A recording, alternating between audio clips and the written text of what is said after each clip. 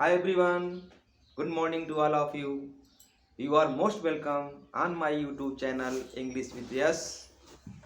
My dear students and friends, इन दिनों हम लोग जो है एडवर्ब की चर्चा कर रहे हैं। इसमें हम लोग जो है जो सिंपल एडवर्ब होते हैं उसके 5 काइंड्स की चर्चा कर चुके हैं। आज के इस वीडियो में हम लोग जो है एडवर्ब ऑफ अफर्मेशन और एडवर्ब ऑफ निगेशन की चर्चा करेंगे। Dear students, adverb of affirmation ऐसे एडवर्ब्स होते हैं जिनके द्वारा क्रिया के जो है सकारात्मक भाव व्यक्त होते हैं, और एडवर्ब ऑफ निगेशन ऐसे एडवर्ब होते हैं जिनके द्वारा क्रिया के नकारात्मक भाव प्रकट होते हैं। तो परीक्षाओं में जो है एडवर्ब ऑफ अफर्मेशन और एडवर्ब ऑफ निगेशन की पहचान करने के लिए प्रश्न पूछे जाते हैं। अगर मान लीजिए ऐसे शब्द जिनके द्वारा क्रिया की सहमति का भाव व्यक्त किया गया है, तो आप लोग बड़ी आसानी से उनको एडवर्ब ऑफ अफर्मेशन के रूप में उनको रिकॉग्नाइज कर सकते हैं, एडवर्ब ऑफ अफर्मेशन के रूप में उनको पहचान सकते हैं। चलिए डियर स्टूडेंट्स, आज हम लोग जो है डिटेल में इसके बारे में स्टडी करते हैं।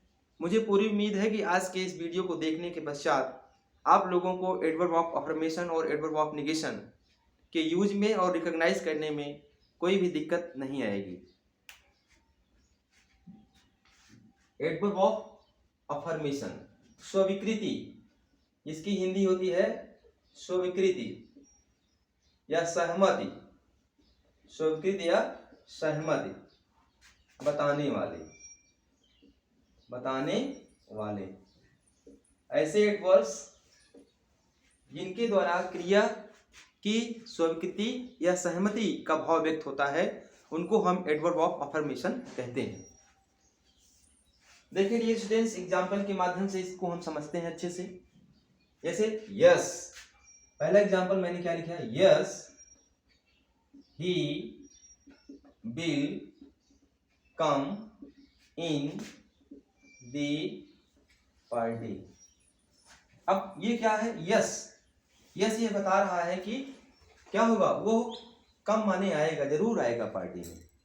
दूसरा एग्जाम्पल देखें, yes you are a good boy.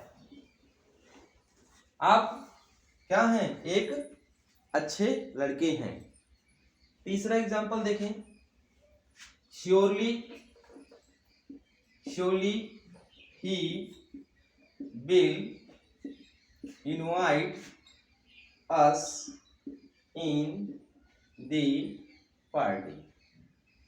Surely जो क्या कर रहा है, यह पार्टी में इनवाइट करने की सहमति को व्यक्त कर रहा है। निश्चित रूप से वो हमें पार्टी में इनवाइट करेगा। तो श्योरली जो है क्या कर रहा है, ये जो आमंत्रण करने की जो क्रिया है उसके बारे में सहमति को दर्शा रहा है। तो श्योरली हमारा जो है एडवर्ब ऑफ अफर्मेशन है। अगला देखें, सर्टेनली, जैसे आपने अगला सेंटेंस देखा, certainly mister Kumar is a good teacher.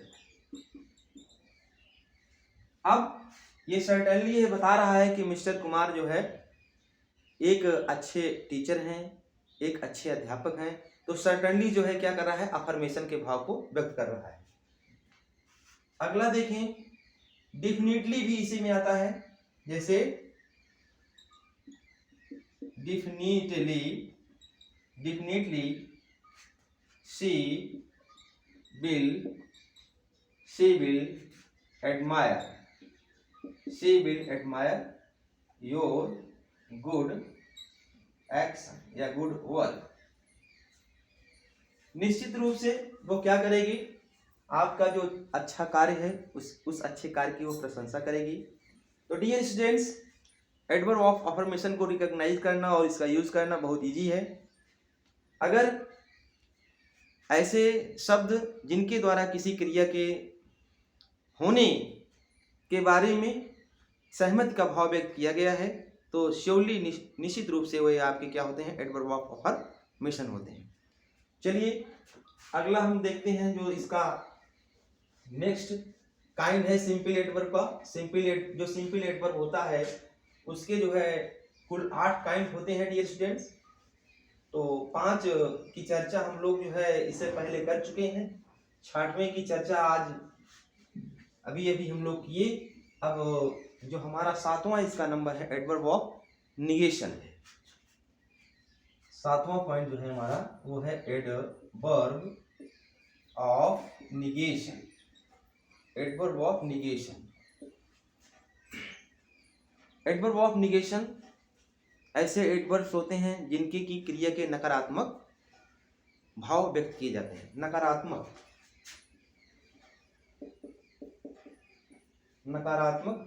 भाव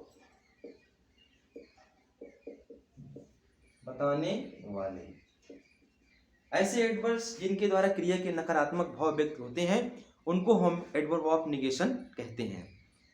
जैसे उदाहरण के द्वारा इसको समझा जाए, जैसे I do not like smoking. अब इसमें आपका नॉट क्या है? एडवर्ब ऑफ निगेशन है, क्योंकि ये क्या कर रहा है? क्रिया के नकारात्मक भाव को दर्शा रहा है। मैं धूम्रपान पसंद नहीं करता, तो नॉट आपका क्या कर रहा है? ये धूम्रपान न करने के भाव को व्यक्त कर रहा है, क्रिया के नकारात्मक भाव को व्यक्त कर रहा है, इसलिए आपका क्या है? एडवर्ब ऑफ निगेशन हो गया। दूसरा देखें, he will not come today. He will not come today. अब देखें डियर स्टूडेंट्स, वो आज नहीं आएगा, तो ये क्रिया के नकारात्मक भाव को दर्शा रहा है, इसलिए आपका नॉट जो है क्या हो गया? एडवर्ब ऑफ निगेशन हो गया। अगला देखें, अगला एग्जांपल आप देखें, जैसे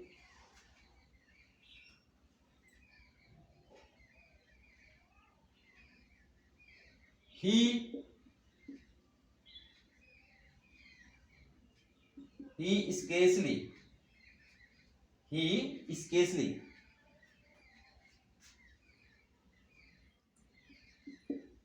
visits the historical monuments।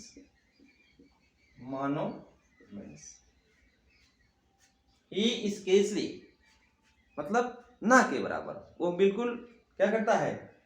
जो हिस्टोरिकल मोमेंट्स हैं उसको ना के बराबर देखता है, अर्थात स्केसली जो है आपका क्या कर रहा है? ये जो है आपका वर्ब के नकारात्मक भाव को व्यक्त कर रहा है, तो स्केसली आपका क्या हो गया? ये आपका एडवर्ब ऑफ निगेशन हो गया। तो ऐसे वर्ब जिनके द्वारा क्या होता है? नकारात्मक भाव व्यक्त किए जाते हैं, उनको हम क्या कहते हैं? उनको हम कहते हैं एडवर्ब ऑफ निगेशन कहते हैं।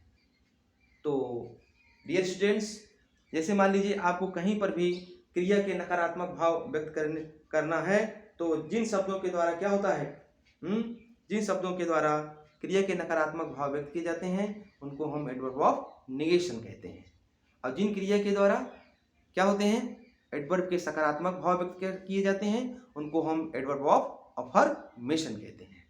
चलिए डियर स्टूडेंट्स, कुछ और जो सिंपल एडवर्ब का एक और प्रकार बचा हुआ है उसको भी हम चर्चा कर लेते हैं। सिंपल एडवर्ब आज हमारा जो है समाप्त हो जाएगा इस प्रकार से।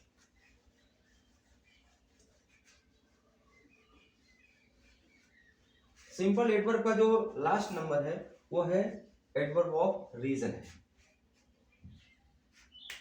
8वां जो पॉइंट है हमारा सिंपल एडवर्ब का वो है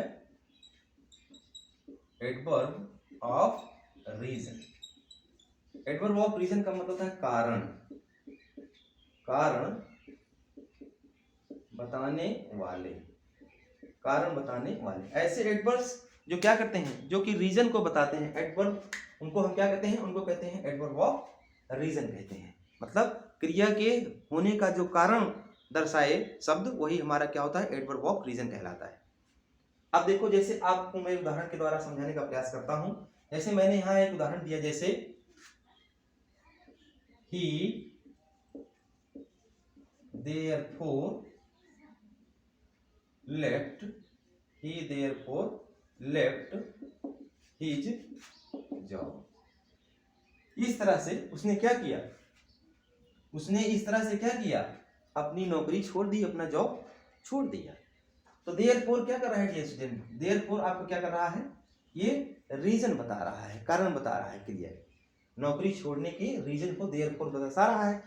तो डियर स्टूडेंट्स एक चीज और आप समझ लीजिए, देयरफॉर जो होता है कंजंक्शन का भी काम करता है और देयरफॉर जो है क्या है, रीजन का भी काम करता है। अब देखो जैसे मान लीजिए हमने यहाँ एक सेंटेंस लिखा, he worked hard, therefore he passed. अब देखें यहाँ देयरफॉर क्या है, यहाँ पर आपका देयरफॉर जो है एडवर्ब नहीं है, यहाँ पर देयरफॉर जो है कंजंक्शन है। क्यों? क्योंकि यहाँ पर ये दो वाक्यों को जोड़ने का काम कर रहा है, ही वर्क हार्ड को और ही पास्ड को। तो जब देयरफॉर क्या करेगा, दो वाक्यों को जोड़ने का काम करेगा तो ये कंजंक्शन हो जाता है। और ये कैसा है, अगर आपसे कोई पूछता है तो ये किस प्रकार का कंजंक्शन है, तो आप कहोगे इसको कोऑर्डिनेटिंग कंजंक्शन है। अब कोऑर्डिनेटिंग कंजंक्शन में कौन सा कंजंक्शन है, तो आप कहोगे इसको रिलेटिव कंजंक्शन है। जब हम लोग सिंथेसिस पढ़ेंगे तो इसके बारे में जानेंगे कि कोऑर्डिनेटिंग कंजंक्शन क्या होता है, सबऑर्डिनेटिंग कंजंक्शन क्या होता है। लेकिन इस चीज को आपको यहाँ बताना मेरे लिए जरूरी था कि आप कहीं कंफ्यूज ना हो जाएं कि देयरफॉर जो है आपका यहाँ पर रीजन बता रहा है कि यहाँ पर जो है ये कंजंक्शन का काम कर रहा है, ग्रेजुएट बता रहा है। तो जब क्या होता है डियर स्टूडेंट, जब ये रीजन बताता है, अब देखें आप इसमें केवल एक सेंटेंस है, जबकि इसमें क्या है, दो सेंटेंस है, तो ये दो सेंटेंसेस को जोड़ रहा है, तो इसलिए आपका क्या हो गया, ये हो गया यहाँ पर कंजंक्शन। जबकि यहाँ पर ये रीजन बता रहा है वो या उसने इस कारण से या इस वजह से क्या किया, नौकरी अपनी छोड़ दी है। अगला देखें, नेक्स्ट एग्जांपल देखते हैं।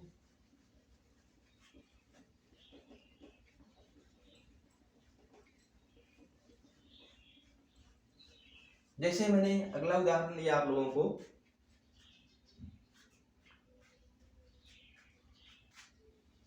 he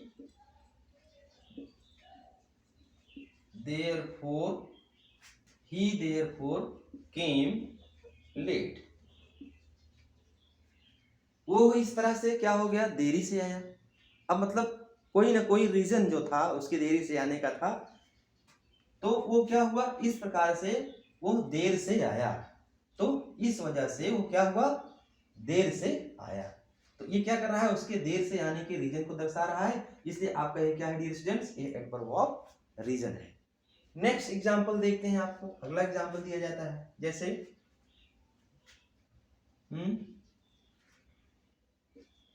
C is hence. Hence माने होता है इस वजह से, इस कारण से। She is hence unable, she is hence unable to pay her फी। वो इस तरह से क्या है, अपनी फीस को, अपने शुल्क को जमा करने में अनेबल है, अयोग्य है, अक्षम है, असमर्थ है। तो ये क्या कर रहा है, हेंस जो है क्या कर रहा है, रीजन को दर्शा रहा है। तो हेंस अब आपका क्या हो गया, ये एडवर्ब ऑफ रीजन हो गया। नेक्स्ट देखते हैं, जैसे he is hence